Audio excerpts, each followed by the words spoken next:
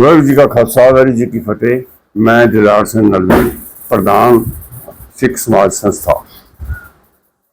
ये जिहड़े गुरुद्वारे दे इस वक्त एक अडहाक आरजी कमेटी सरकार द्वारा जी नियत की गई सी वो चल रही है। उनका कार्यकाल 31 मई 2024 को खत्म हो गया। एक्ट के मुताबिक सिर्फ 18 महीने का ही समा मिला सीगा, पर हरियाणा सरकार ने 18 महीने होर वधा दिते। तो ये मतलब नहीं है कि बार बार तुम 18 महीने वधाई जाओ तो डेमोक्रेसी का गला पुटी जाओ। ये साडा मुल्क डेमोक्रेटिक मुल्क है। इत्थे सरकार द्वारा नियुक्त कमेटियां, कठपुतली कमेटियां जिहड़ियां ने वो साडे सिस्टम के मुताबिक वो सूट ही नहीं करती। और जी मौजूदा कमेटी है ये बिल्कुल मुकम्मल तौर पर हर पक्षों फेल हो चुकी है। ये एक बहुत बदकिस्मती वाली गल है कि सरकार उन्होंने बारे, उन्होंने गतिविधियों बारे, करप्शन बारे, हेरा फेरियां बारे, गुरु घर की गोलक खान बारे और मिसमैनेजमेंट बारे इस कमेटी ने अज तक कोई ना रूल्स बनाए ने ना रेगूलेशन बनाए ने। जिहड़ी कमेटी ने रूल्स एंड रेगूलेशन नहीं बनाए वो किस तरह चल सकती है, उन्होंने चलन की आज्ञा किस तरह दी जा सकती है। और सब तो वड्डा मैं सवाल ये पूछना कि की कानून के मुताबिक जिस कमेटी के रूल्स एंड रेगूलेशन नहीं वो जो कुछ भी काम करती है, चाहे वो एडमिनिस्ट्रेटिव साइड से काम करती है, चाहे वो फाइनैशियल तौर पर कोई काम करती है, कि उन्होंने कोई लीगल सैंक्टिटी है। इस वास्ते मैं महसूस करना कि सरकार का फर्ज बनता है, ये सरकार की ड्यूटी है, क्योंकि ये constitutional Haryana Sikh gurdwara management committee act number 22 of 2014 के तहत कमेटी बनी है।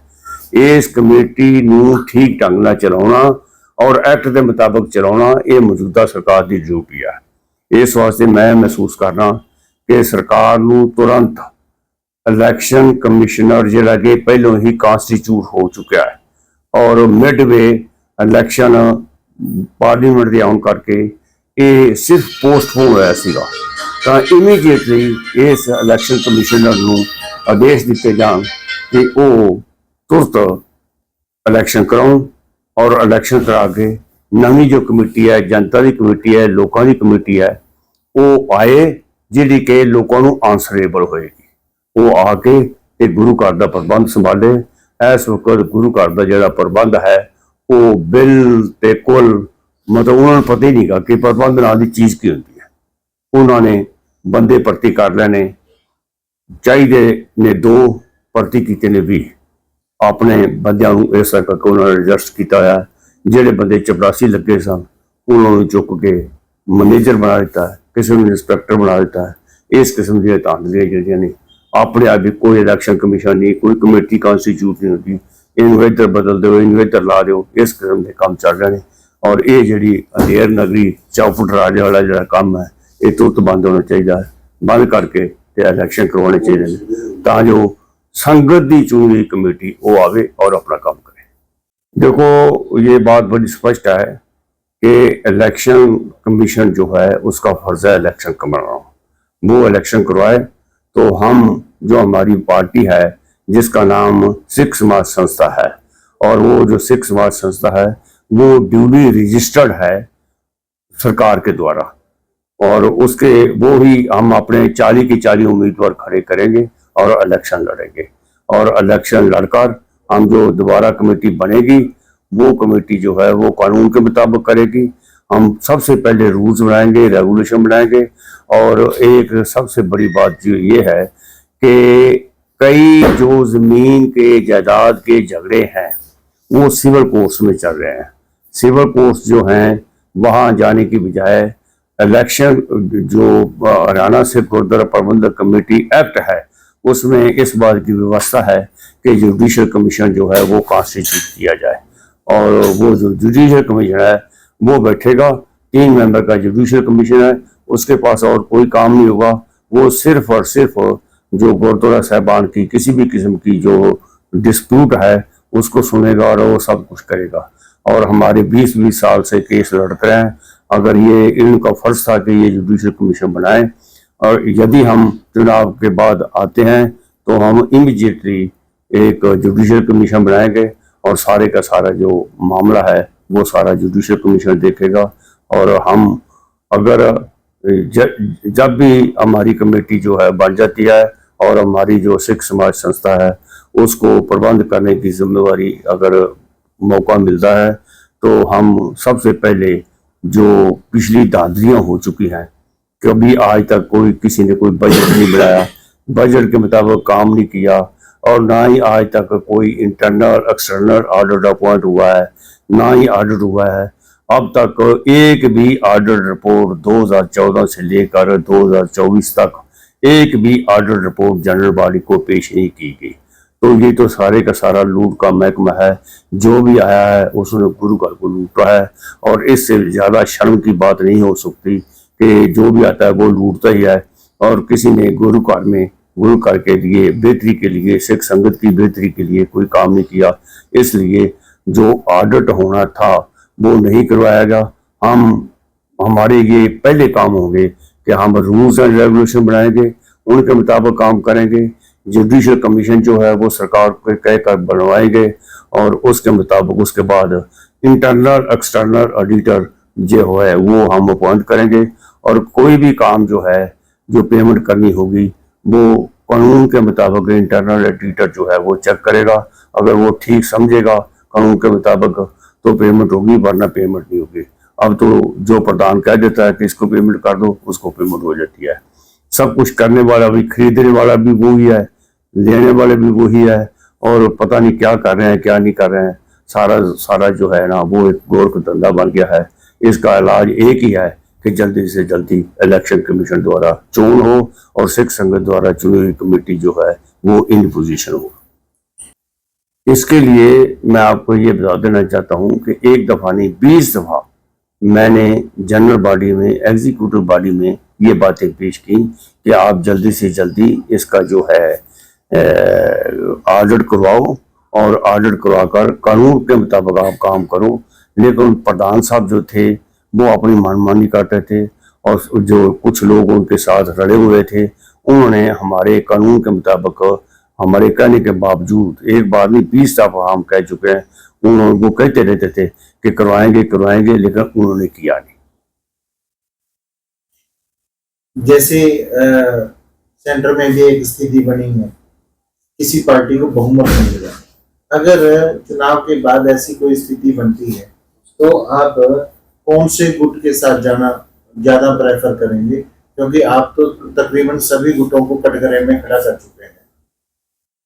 मैं ये महसूस करता हूँ कि ये पहला इलेक्शन है, पहली कमेटी बनेगी। सिख संगत में बहुत उत्साह है। सिख संगत इस बात की तलाश में है कि सही कमेटी आए, हम उनको बहुमत दें, उनको उनमें विश्वास प्रकट करें, और वो हमारे विश्वास के मुताबिक, गुरु घर की जो परंपरा है उसके मुताबिक काम करें, और काम करके हमें कुछ दिखाएं तो हम उनके साथ ही चलेंगे। लेकिन मैं नहीं समझता कि कोई हमारी कमेटी में कोई हंग असेंबली आ सकती है या कुछ ऐसा हो सकता है। ऐसे होने की कोई संभावना नहीं है। लेकिन अगर ऐसा होता भी है तो वो वक्त बताएगा, वक्त के मुताबिक हो सकता है। इससे पहले कुछ एंटीसिपेट नहीं किया जा सकता। आपने बहुत बढ़िया सवाल पूछा है कि अगर आप चुने जाते हैं तो उस सूरत में सिख संगत की बेहतरी के लिए आप क्या काम करेंगे। हमारा ये पहले ही हमारी संस्था का फैसला है कि हम दो चीज़ों को नंबर 1 पर देंगे, उच्च प्राथमिकता को। एक एजुकेशन को और दूसरा हेल्थ को। हमारी जो स्कीम है वो ये है कि हमारी 40 हलके हैं, तो हम 40 हलकों में एक बहुत बढ़िया किस्म के जो स्कूल हैं वो खोलेंगे।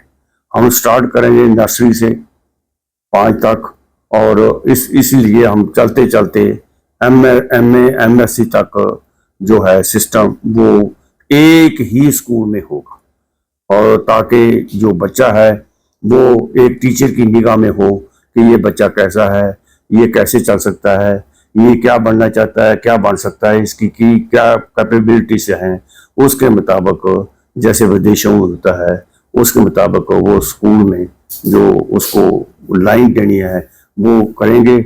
और जो एजुकेशन पर, आजकल एजुकेशन बहुत महंगी है, हम इस ढंग से काम करेंगे स्कूलों में कि जो फीस है वो रिजनेबल हो और जो पढ़ाई का म्यार हो वो नंबर 1 हो।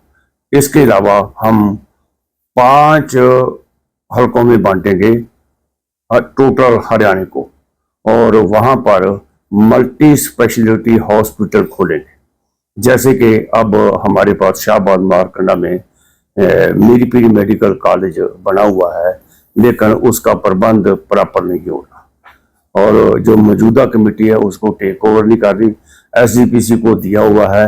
ये बहुत ही, मैं इस मुद्दे को एक बार नहीं 20 दफा उठा चुका हूँ।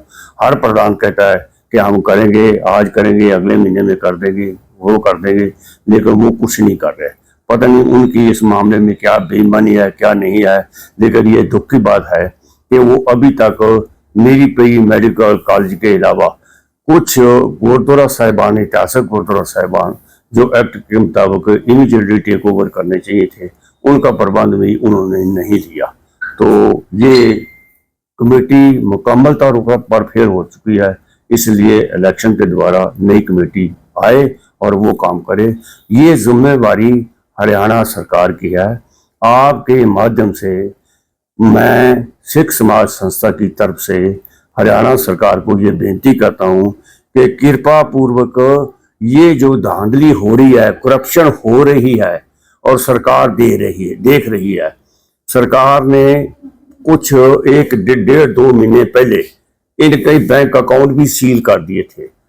तो बैंक अकाउंट सरकार के द्वारा सील करने का मतलब यह बड़ा स्पष्ट है कि सरकार के नोटिस में सब बात है कि यहाँ सब कुछ करप्शन चल रही है, धांधली चल रही है, उसको वो बंद करना चाहते थे। लेकिन फिर इन्होंने जाकर वो कोई पॉलिटिकल प्रेशर डालकर वो उसको चालू करवा दिया है। तो हम ये चाहते हैं कि सरकार इमीडिएटली इंटरव्यू करें और इसका जो ऑडिट का सिस्टम है उसके लिए इमीडिएटली ऑर्डर दें कि इसका एक हाई पावर्ड कमेटी बनाएं जो ऑडिट करे, और ऑडिट करके सारे के सारे जो लोग हैं वो सारी जो बात है वो पब्लिक के नोटिस में आनी चाहिए। ये निहायत जरूरी बात है, मैं ऐसा सोचता हूँ। धन्यवाद। वाहिगुरू जी का खालसा, वाहिगुरू जी की फतेह।